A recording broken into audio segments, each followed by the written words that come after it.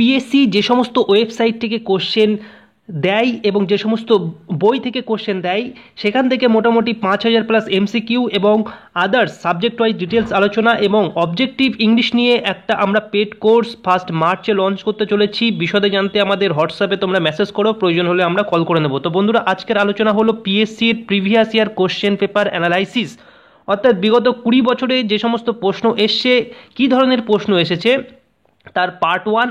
অর্থাৎ আজকে হবে লাস্ট ইয়ার যে প্রশ্ন এসেছিল, অর্থাৎ পিএসসি সর্বশেষ পরীক্ষা নিয়েছিল 8ই মার্চ 2009 সালে, অর্থাৎ প্রায় 10 বছর অতিক্রান্ত হয়ে গেছে। তো সেই পরীক্ষার প্রশ্নপত্র অ্যানালাইসিস করব, তখন কি সিলেবাস ছিল এবং কোথা থেকে কত নম্বরের প্রশ্ন এসেছিল।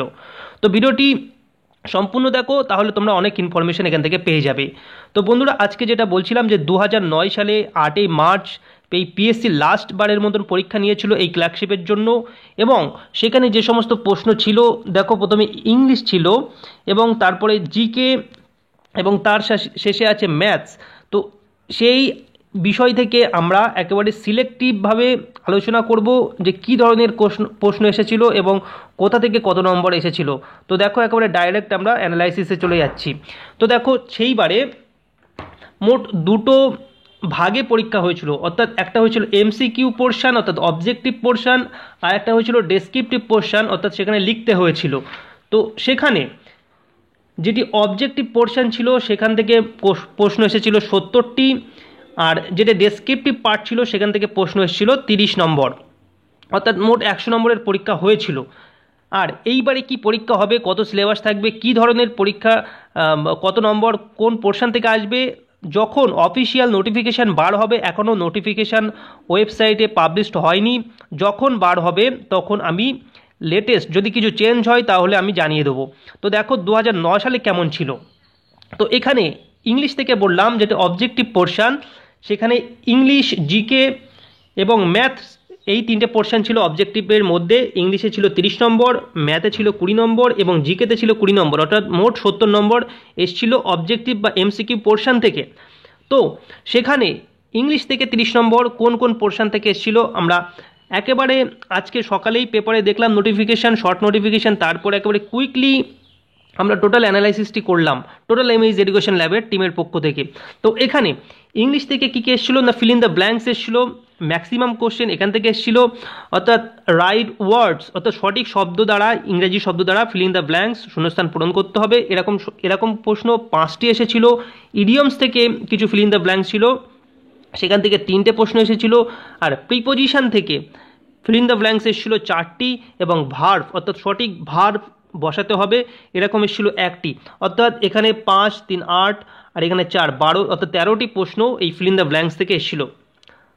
তারপরে এসেছিলো 1 নম্বর পাঞ্চুয়েশন থেকে, এবং তারপরে আমরা চলে যাচ্ছি দেখো ফ্রেজাল ভার্বস থেকে কটা এসেছিলো, ফ্রেজাল ভার্বস থেকে প্রায় 4টি কোশ্চেন এসেছিলো।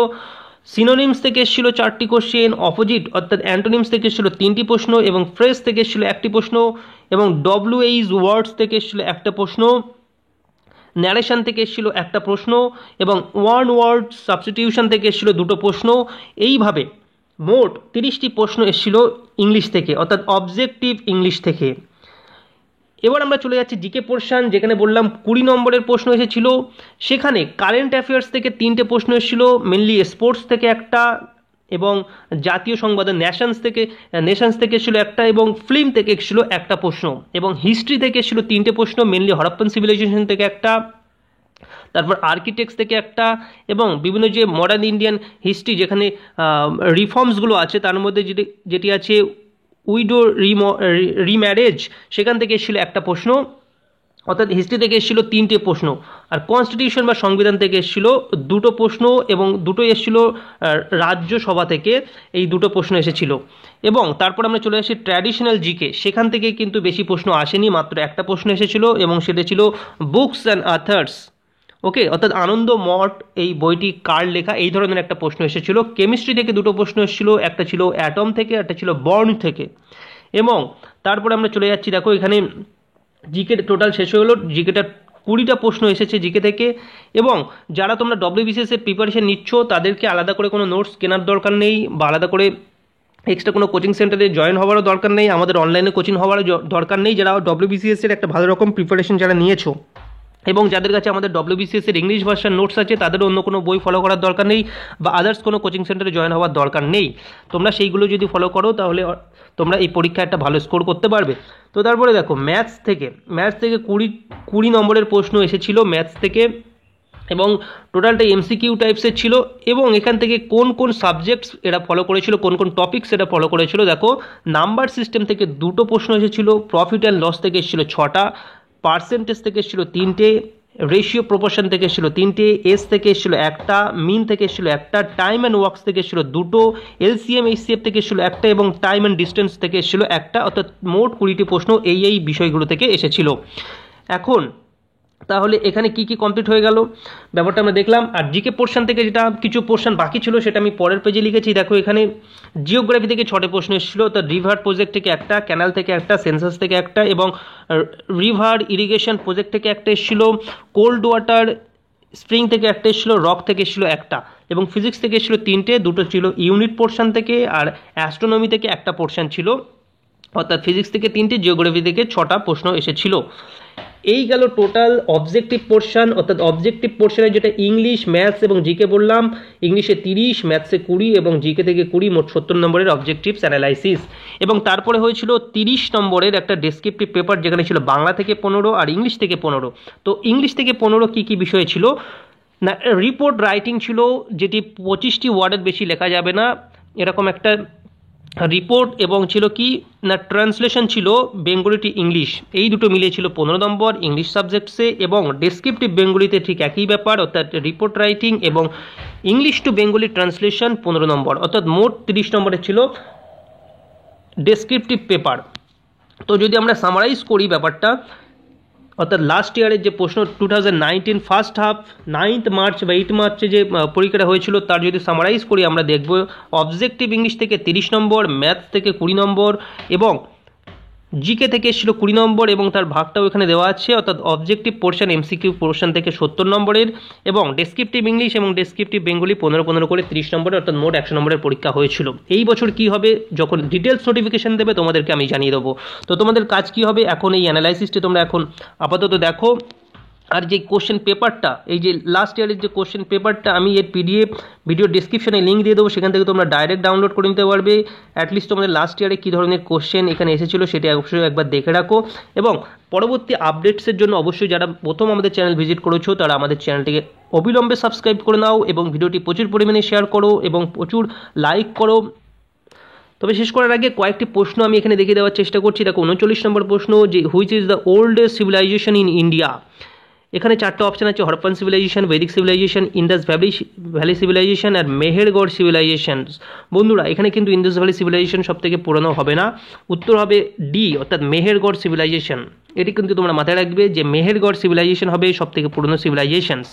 ওকে, তারপরে দেখো 40 নম্বর প্রশ্ন যেটা বলছিলাম, যে হু রোড আনন্দমঠ, আনন্দমঠ কে লিখেছিলেন, অপশান সি বঙ্কিমচন্দ্র চট্টোপাধ্যায়। তারপরে 41 নম্বর, নাগার্জুন সাগর প্রজেক্ট ইজ লোকেটেড, নাগার্জুন সাগর কোন নদীর উপরে অবস্থিত। এটা জিওগ্রাফি পোর্শন, আমি আগেই আলোচনা করে দিয়েছি যে কোন পোর্শন থেকে কতগুলো প্রশ্ন এসেছে। 42 নম্বর দেখো, who is the general secretary of Samajwadi party, অর্থাৎ এটা কারেন্ট অ্যাফেয়ার্সের মধ্যে পড়তে পারে, বর্তমানে কারা কোন পার্টির প্রেসিডেন্ট আছে বা জেনারেল সেক্রেটারি আছে সেটা জানতে হবে। তারপরে 1 ন্যানোমিটার ইজ ইকুয়াল টু, এটা কিন্তু ইউনিট থেকে এসছে এই প্রশ্নটি। তারপরে 44 নম্বরে, set of electrovalents and covalents compound is, অর্থাৎ এটা কেমিস্ট্রির মধ্যে বন্ড যে চ্যাপ্টারটি আছে সেটি সমযোজী তড়িৎযোজী যে সমস্ত বন্ড আছে সেখান থেকে এই প্রশ্নটা এসছে। 44 নম্বর এটা বললাম। আর 45, what percentage is 1 minute 48 second of 1 hour, এটা ম্যাথসের পার্সেন্টেজের অঙ্ক, অর্থাৎ 1 মিনিট 48 সেকেন্ড 1 ঘন্টার কত পার্সেন্টেজ হয় সেটি হিসাব করতে হবে। তারপরে 46 নম্বর, find the mean proportional between 1/4 and 1/36, অর্থাৎ এই দুটোর মধ্যে যে মিন প্রপোর্শনাল সেটি বার করতে হবে, অর্থাৎ এটা রেশিও প্রপোর্শনের মধ্যে পড়ছে। এখন আমি দেখিয়ে দেওয়ার চেষ্টা করি যে ডেসক্রিপটিভ ইংলিশ এবং ডেসক্রিপটিভ বেঙ্গলি দিয়ে কী কী প্রশ্ন পড়েছিল। আমি এখানে বললাম যে রিপোর্ট রাইটিং থাকবে এবং ট্রান্সলেশন থাকবে। তো ইংলিশ থেকে কী কী পড়েছিল না, একের দিকে দেখো the robbery in a business house of Kolkata, অর্থাৎ একটা ডাকাতির উপরে, একটা বিজনেস হাউসের উপরে ডাকাতি হয়েছিল, সেই তার উপরে একটা রিপোর্ট লিখতে দেওয়া হয়েছে, 25টি ওয়ার্ডে লিখতে দেওয়া হয়েছিল। এখানে একটু বেশি লেখা আছে, তোমরা 25টি শব্দের মধ্যে লেখার চেষ্টা করবে। তো 2-এর দাগে যেটা আছে সেটি হলো ট্রান্সলেশন, অর্থাৎ এখানে ইংরেজিতে একটা প্যাসেজ দেওয়া আছে, সেটা বাংলাতে ট্রান্সলেট করতে হবে। যেমন এখানে দেওয়া আছে the rain comes, the heat has gone. তো এইভাবে যে ডিটেলসটা দেওয়া আছে তোমাদের এটা বাংলায় ট্রান্সলেট করতে হবে। একেবারে মাধ্যমিক লেভেলের প্রশ্ন এখানে দেওয়া আছে। তো তারপরে দেখো, যেটা বাংলায় যেটা ছিল প্রতিবেদন, অর্থাৎ যেটা ইংরেজিতে বললাম রিপোর্ট, এখানে বাংলায় হলো প্রতিবেদন। এখানে বিষয় কি না, পানিহাটি পুষ্প প্রদর্শনী, সেই সম্পর্কে একটা রিপোর্ট এখানে লিখতে বলা হয়েছিল। আর তার সাথে সাথে ট্রান্সলেট করতে বলা হয়েছিল, একটা বাংলা প্যাসেজ দেওয়া ছিল, সেটি ইংলিশে ট্রান্সলেট করতে বলা হয়েছে। অর্থাৎ দেখো এখানে যে প্যাসেজটা দেওয়া আছে যে আমার একমাত্র চিন্তা হলো কিভাবে আমার মাতৃভাষার উন্নতি করব। মানুষের অনেক স্বপ্ন থাকে, কিন্তু আমার মাত্র একটিই স্বপ্ন। আমার ধারণা হলো এই যে একটা জাতির মাতৃভাষা যত সমৃদ্ধ হবে ততই সে জাতির উন্নতি ঘটবে। অর্থাৎ এখানে একটা মাতৃভাষার উপরে একটা ট্রান্সলেশন দিয়েছে, একটা প্যাসেজ দিয়েছে, যেটাকে ইংলিশে ট্রান্সলেট করতে বলা হয়েছে। তো এইভাবে কিছু তোমাদের ডেসক্রিপটিভ পোর্শনের মধ্যে ইংলিশ এবং বেঙ্গলি, যেটি তোমাদের রিপোর্ট রাইটিং এবং ট্রান্সলেশন একেবারে সহজ, মানে সেগুলো তোমাদের প্র্যাকটিস করতে হবে। তো আমি যখন ডিটেলস নোটিফিকেশান আসবে কিছু চেঞ্জ হলে, আশা করছি এই ডেসক্রিপটিভ পোর্শনটা চেঞ্জ হবে না, অবজেক্টিভের যদি কিছু নাম্বার ডিভিশনে চেঞ্জ হয় তাহলে অবশ্যই আমি জানিয়ে দেবো। তো ভিডিওটি এখানেই শেষ করব। ভিডিওটি প্রথম থেকে শেষ পর্যন্ত দেখার জন্য অসংখ্য ধন্যবাদ।